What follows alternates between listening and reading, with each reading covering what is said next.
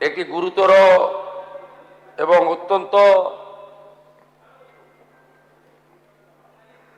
Alarming বিষয়ে আজকে সবাই যখন মিলিত হয় তখন পয়েন্ট অফ অর্ডারের মাধ্যমে মাননীয় বিধায়ক নাগরাকাটা, সম্মানীয় পুনা ভাংরা, মাননীয় বিধায়ক কালিয়াগঞ্জ উৎপল মহারাজ এবং অন্যান্য একাধিক বিধায়ক এখানে তুলে ধরেছেন নওদা বিধানসভার বিধায়ক মাননীয় হুমায়ুন কবিরের দুটি জায়গায় অত্যন্ত আপত্তিজনক সাম্প্রদায়িক এবং সমাজ এবং রাজ্যের পক্ষে ক্ষতিকারক বক্তব্যের উপরে আমার সঙ্গে পরিষদীয় মন্ত্রী ডক্টর শঙ্কর ঘোষ যোগাযোগ করেছিলেন। আমি তাকে আশ্বস্ত করেছিলাম যে মাননীয় অধ্যক্ষ মহোদয় অনুমতি দিলে আমি এই সংক্রান্ত একটি স্টেটমেন্ট হাউসে রাখব। প্রথমত, মাননীয় হুমায়ুন কবির যে বক্তব্য রেখেছেন এই বক্তব্য আপনাদের কাছে আমি পড়ে শোনাচ্ছি। 26/6/2026 afternoon, Humayun Kabir MLA Nowda AC, তিনি একটি উনার পার্টির মিটিং কাশীপুরে রেজিনগরে করেছেন। সেখানে তিনি বলছেন এই যে অনামিকা ঘোষ সে ভোটে হেরে মনে করছে আমি এমএলএ, এখানে ভোটে হেরে বিজেপি মনে করছে আমি এমএলএ, এখানে এখন আস্ফালন করে বেড়াচ্ছে। তা আমি শুভেন্দু অধিকারীকে সেদিন বলেছি যে আপনি ভোটে জিতেছেন, আপনার দল জিতেছে, খুব ভালো কথা, কিন্তু মুর্শিদাবাদে আস্ফালনটা একটু কম করবেন। আমি যেদিন ময়দানে মুসলমানদের নিয়ে নেমে যাব না সেদিন এমন ছাটা ভাগা মার শুরু করবে যে আপনাদের পতাকা বহন করার লোক থাকবে না। কেস এরকম, কেস আমাদের বহরমপুরে জেল খাটা আছে। 5000 লোককে আপনি বহরমপুর সেন্ট্রাল জেলের যা আয়তন তাতে 4700 বা 4800-র বেশি লোক ধরে না। লাখে লাখে লোককে রাস্তায় নিয়ে নামাবো আর সাটা ভাঙা মার দেব আর জেলে যাব। কদিন জেলে আটকে রাখতে পারবেন, কত খাওয়াতে পারবেন দেখব। লিমিট যেদিন ক্রস হয়ে যায় না, মাথাটা যেদিন গরম হয়ে যায় সেদিন আমি এসপি বুঝবো না, চিফ মিনিস্টারে বুঝবো না, আর কে কোথায় থাকলো আর কে কোথায় থাকলো না ওসব বুঝবো না। আমি নিজেই নেতৃত্ব দিয়ে দাঁড়াবো। এটা একটা ইনসিডেন্ট 1।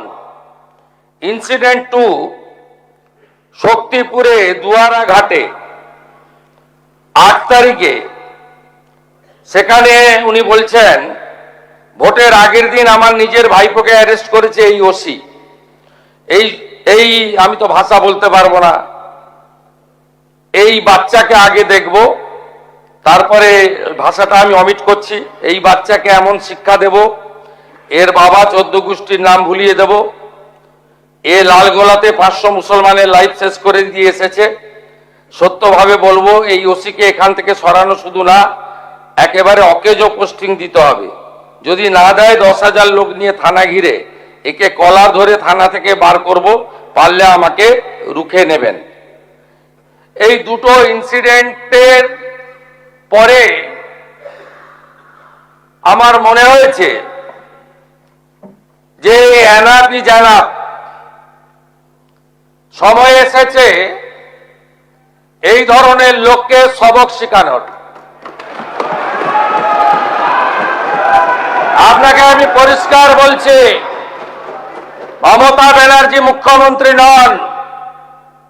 আপনি দুর্বল মুখ্যমন্ত্রী পেয়ে যা খুশি করেছেন, যা খুশি বলেছেন। আমি আপনাকে বলে গেলাম আমরা দুটো এফআইআর স্টার্ট করেছি। Rejinagar PS case number 219-226 dated 26/6/2026, under section 152, 192, 196, 197, 224, 299, 351 within bracket 2, 352, 353 of the ভারতীয় ন্যায় সংহিতা। ইনসিডেন্ট নাম্বার 2 তেও আমরা শক্তিপুর পিএসএ 176/226 আরেকটা কেস ইস্যু করেছি। সেই কেসেও আমরা ভারতীয় ন্যায় সংহিতার সমস্ত সেকশন লাগিয়েছি এবং আমি আপনাদেরকে অ্যাসিওর করছি এত বড় ক্ষমতা আপনাকে কেউ দেয়নি। আপনি মুখে যেগুলো বলেছেন, আপনাকে আমি বলে গেলাম, আপনি কেন করছেন আমি জানি, আপনি কেন করছেন রাজনৈতিক কারণটা আমি জানি। আপনার এজেন্ডা 2 ছিল। 1 এজেন্ডা ভরতপুর, রেজিনগর, নওগাঁয় সব নির্বাচিত পঞ্চায়েত যে দলেরই হোক ভেঙে আপনার পার্টিতে নিয়ে যাওয়া। আপনি সেটা করতে পারছেন না। আর দ্বিতীয় হচ্ছে আপনি 2টো সিটে জিতেছেন, নিয়ম মেনে একটাই রিজাইন করেছেন রেজিনগর। আগামী 2-3 মাসের মধ্যে উপনির্বাচন হবে, আপনি আপনার ছেলেকে জেতাতে চাইছেন। 72% মুসলিম আছে, মুসলিম ভোটকে কনসলিডেট করার জন্য আপনি এই খেলাটা খেলছেন। আপনি কান খুলে শুনে রাখুন, আপনাকে এইভাবে ধমক হুমকি বেপরোয়া লাগাম ছাড়া কথা বলতে দেব না, দেব না, দেব না। আপনাকে আমি শুধু 3টে উদাহরণ দিলাম। সন্দেশখালীতে একজন ছিল,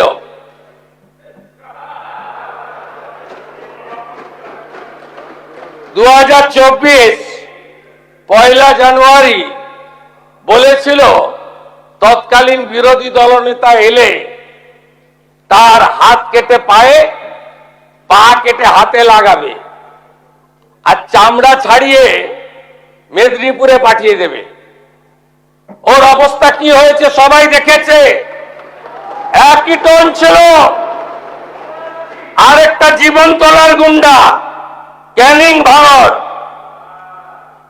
ওর অবস্থা কি হয়েছে দেখতে পাচ্ছে সবাই। আরেকটা পুষ্পা ঝুঁকে গেনি,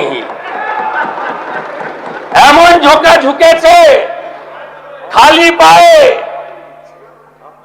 ছোট প্যান্ট পরে, কান ধরে উঠবস করতে করতে যাচ্ছে। আপনাকে আমি বলে গেলাম পুলিশ তার ব্যবস্থা নেবে। আর আমি 1 সপ্তাহ পরে মুর্শিদাবাদে যাচ্ছি। আমি প্রমাণ করে দেব ভারতবর্ষের সংবিধান, আইন শেষ কথা বলে, কোন বাপের আবাদ শেষ কথা বলে না। আপনাকে সংযত হওয়ার, সতর্ক হওয়ার, এই ধরনের কথা প্রত্যাহার করার এবং ভবিষ্যতে এই ধরনের কথা বলার আগে 25 বার ভাবার হুঁশিয়ারি দিয়ে আমি সবাইকে আশ্বস্ত করছি। আপনারা ভাবছেন কেস হয়েছে, অ্যাকশন কবে হবে? যারা ওকে ডেকেছিল এই সভাতে তাদেরকে আগে তুলব, তারপরে আপনার কাছে যাব।